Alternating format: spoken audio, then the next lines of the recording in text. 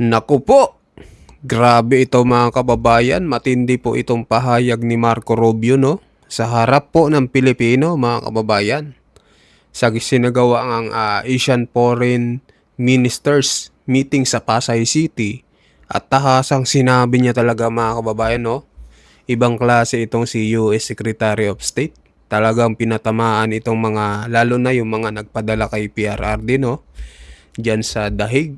Kasi tahasang sinabi niya dito mga kababayan na may mga baliw at siraulong involved daw sa ICC. Halaka mga kababayan.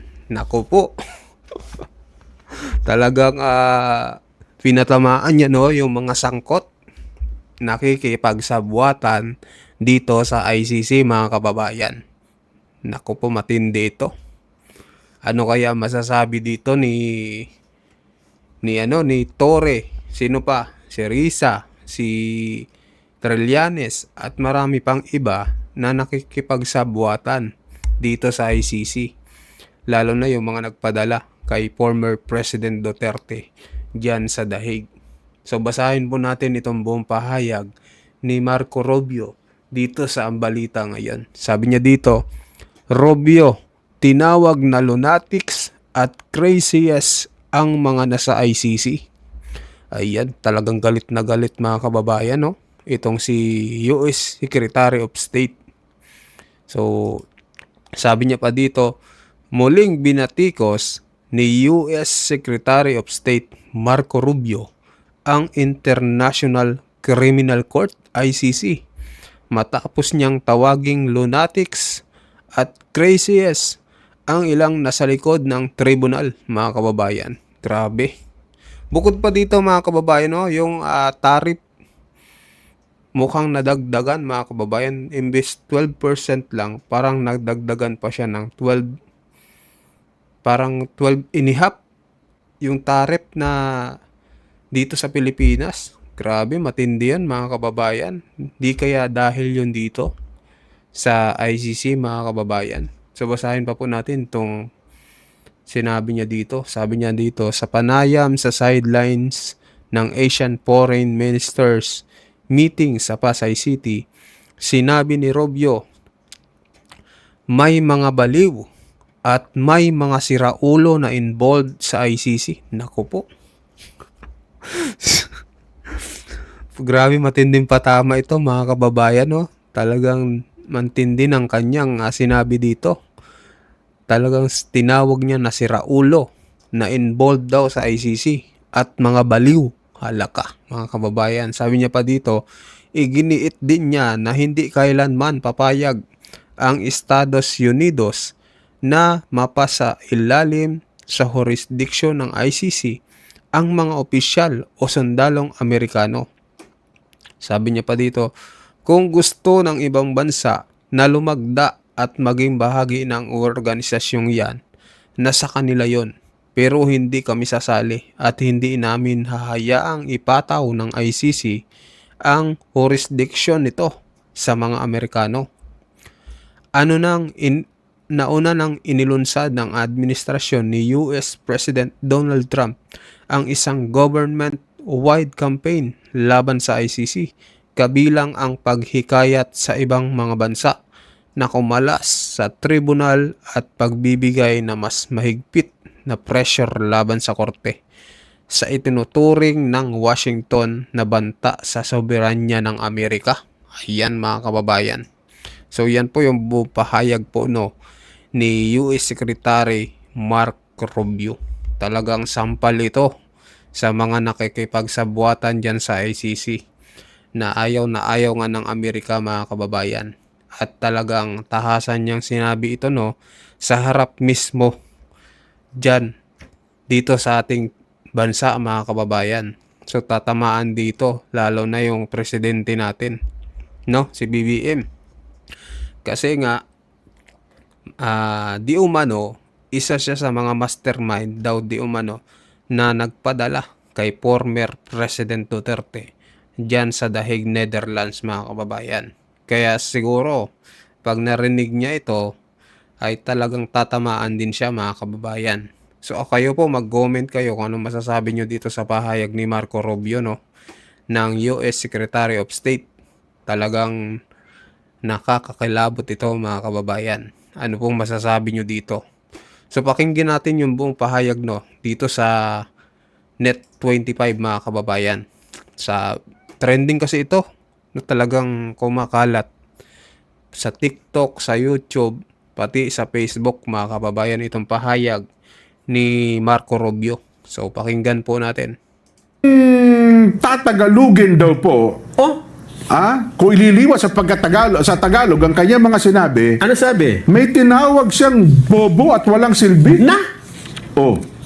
Habang siya nasa Pilipinas, Matindi yan. Oo. meron pa siyang dinagdag Ano pa sabi? Yun daw mga taong yan ay pinamumunuan daw ng mga buwang at baliw. Naku po! Masakit ka magsalita, Ginoong Marco Rubio. Pag tinagalog. Pag tinagalog, ay gusto mo ba maring sa Ingles? At saka, gusto ko alamin kung sino tinutukoy niya. Dahil dito sa Pilipinas, maraming ganyan ngayon na nagpapalitan ng kung sino yung bobo, kung sino yung, di ba? May mga pinagkasabihan silang pasakit din pala magsalita itong si Ginoong Mark Rubio. At sinabi niya ito, Nelson, habang siya nasa Pilipinas, sa harapan ng mga mamamahayag ng Pilipino. Tama. Di ba nakipag-usap siya kay Pangulo? Oo, kay Pangulo. Hindi naman siya yung sinasabihan. Hindi. Maraming PS yun. Bakit ka makalabas dyan? Pero habang siya narito at kaharap po mga mamamahayag, may sinabihan po. Ibig sabihin press con ito. Press con. Talagang... nakuna ng video yan. Makukunan. Kayo. Gusto po, parinig ko sa'yo. Sige. Ito po, pakinggan niyong mabuti ang sinabi po ni US Secretary of State Mark Rubio. Mark? Here's how I reconcile it. We're not members of the ICC. We never signed that treaty. We never joined it. And they somehow claim that they have a right nonetheless to go after non-treaty members and put heads of state and others in jail. We've long had quarrels with them. And we have lunatics and crazies involved in the ICC that are talking about charging members of the U.S. military, maybe even the president or a future president, with crimes. And it's not going to happen. It's just not going to happen. We are not members of that court. We never signed on to that treaty. They need to understand that. If people want to sign on and be a part of that stupid organization, they can. But we're not going to be a part of it, and they're not going to apply their jurisdiction to Americans. That's just not going to happen. We're not going to tolerate it now or in the future, and we've warned them about it repeatedly. And now they're going to see the consequences of ignoring us. Thanks. Lunatics and crazy. Nelson, Ang sabi niya sa ICC, sa press conference dito sa Maynila, ito daw pong ICC ay stupid organization. Run by lunatics and crazies. Kita mo na? Mga baliw. Ibig sabihin ng ICC? Mga buwang. Kung ililipat po natin sa Tagalog. Dapat tayo nagpadala ng Pilipino doon para doon litisin. Mga buwang pala yung naglilitis doon. Baka kung anong gawing hatol doon. Baka gawing hatol doon. Kurutin hanggang sa... Nako. Yan sabi niyo. Hindi, tinawag nitong bobo at walang silbi na organisasyon ng ICC na pinamumunuan daw po ng mga taong buwang at baliw. At sinabi niya na walang jurisdiction daw po ang ICC sa mga Amerikano dahil hindi sumali ang Estados Unidos sa Rome Statute na ito. Di ba? At sa kabila, anya nito, iginigiit pa rin umano ng hukuman na may kapangyarihan itong usigi ng mga sundalo, opisyal at Pangulo ng Estados Unidos. Nagbabala po si US Secretary of State Mark Rubio na mananagot ang ICC dahil sa patuloy nitong pagbabaliwala sa mga paulit-ulit na pagtutol ng Amerika. At sinabayan ang mga pahayag ni Rubio ng paghihigpit ng Washington sa hukuman sa pamamagitan daw po ng restriction sa visa, travel ban at mga sanctions laban sa mga tauhan po ng ICC at mga grupong kaugnay nito. Una na pong sinabi ni Rubio na nagsisikap ang Washington na buwagin ang ICC, isang hakbang na may malaking kahulugan sa Pilipinas matapos pong arestuhin ang dating Pangulong Rodrigo Duterte. Buwagin nyo na. Ang tagal naman Yun na nga. Mabigat yung mga pahayag na ito. Pati yung host ng Net25 gusto na mabuwag ang ICC. Sa akin mga kababayan, kung sa akin, pabor ako na mabuwag na yan para makauwi na po si former President Duterte. Kayo ba mga kababayan, mag-comment po kayo kung anong pahayag nyo. Kasi ano kinidnap talaga mga kababayan. Malinaw na kinidnap po si former President Duterte. Talagang tahasang kinaladkad para idalhin sa ICC. So ngayon nakarma mga kababayan. At ayan na gumagawa na ng paraan ang Amerika para mabuwag itong ICC. Biruin nyo mga kababayan, tinawag na baliw. At walang silbi ang ICC at tinawag na bobo. Halaka. Antindi. Talagang galit na galit ang Amerika dito sa ICC mga kababayan. Ni US Secretary of State Mark Rubio. Pero nung siya pala humarap sa Pangulong Bongbong, mukhang hindi nila napag-usapan itong punto ito. Mukhang hindi nga napag-usapan. Oo, no? Hindi hindi. na pag-usapan pero syempre mababalita yun sa kanya mga kababayan, 'di ba? Mismong sa harap pa mismo no, dito pa sa ating bansa. Talagang napakatindi. Talagang nakakahiya ito mga kababayan. Kasi biruin nyo, napakatapang ni Marco Rubio. Dito po siya nagsalita ng gano'n, no? Mismong sa harap ng mga mamamayan. Sa harap ng media, tahasang sinabing tinawag na bobo at walang silbi ang ICC. Biruin nyo, sinabi niya, sana yun? Sana ba yun? Ito, ayan may mga baliw at siraulong involved sa ICC. Ayan po mga kababayan, matindi po yan. Talagang antindi nitong sinabi ni US Secretary of State Marco Rubio. Hindi nila kasi, alam naman natin, bagamat ang Pilipinas ay matagal na pong umalis dyan sa Rome Statute na ito, aminin man natin o hindi, ay patuloy po ang pakikipagtulungan ng Pilipinas. Totoo. Oo. Ang katunayan, naroon po ngayon sa Dahig, sa ICC, ang dating Pangulong Rodrigo Duterte. At bukod dyan, Jen, ha? Oho. Nandun na yung Pangulo, di ba? Oo. Dating Pangulong Duterte. Oho.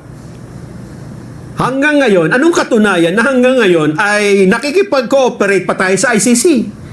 Nako. Si Senador Bato, hindi ko makalantad-lantad kasi inaaresto ninyo. Ipinatutupad Gamit ang natin. warrant ng ICC. Yes. Sapagkat sa anumang korte ng Pilipinas, wala po siyang warrant. Wala. Walang warrant po si Senador Bato de la Rosa. Oo. Ang warrant na hawak daw ng mga otoridad ay warrant na galing po sa ICC. Na nasa cellphone yata. Paano ngayon ito? Ang maganda yan mga kababayan, si Senador Bato de la Rosa, kung sakaling mabuwag na itong ICC, ay lalantad na itong si Senador Bato de la Rosa at makakapagtrabaho na ulit dyan sa Senado. Kasi ang ICC lang naman yung nagbigay ng warrant, di ba? Pero wala na tayo sa jurisdiction ng ICC mga kababayan, pero nakikipagsabwatan pa rin yung mga iba nating kababayan, lalo na itong si Trillanes dyan sa ICC mga kababayan. So pag nabuwag ito ay lalantad na yan si Senator Bato at makakapagboto yan sa impeachment mga kababayan. So yan yung aabangan natin. Ano ngayon ang indirectly, ano ngayon ang mensahe nito sa mga opisyalis ng pamahalaan? Ibig sabihin, nakikipag-coordinate tayo at nakikipagtulungan sa mga baliw dyan. Sa mga lunatics and crazy. Lunatic crazy. Oo. Hindi ba? Tama. Ayun mga kababayan. So ano ho masasabi nyo dito sa pahayag po ni Marco Rubio. Iyan. Sa pahayag po ni Marco Rubio na tinawag niyang baliw at siraulo yung mga involved daw sa ICC. So mag-comment po kayo mga kababayan at mag-subscribe sa ating YouTube channel sa mga bago dyan. So grabe matindi itong na ito talagang marami pong matutuwa kung sakaling mabuwag man talaga itong ICC mga kababayan. At isa pa dyan sa magandang mangyayari ay baka sakaling makauwi na talaga si former President Duterte at kung sakaling mabuwag itong ICC mga kababayan. So yun yung napakaganda. So mag-comment kayo, mag-like at mag-subscribe at sa mga bagong pasok po dyan mga kababayan huwag niyo pong kalimutan mag-subscribe po sa ating YouTube channel. Maraming salamat po.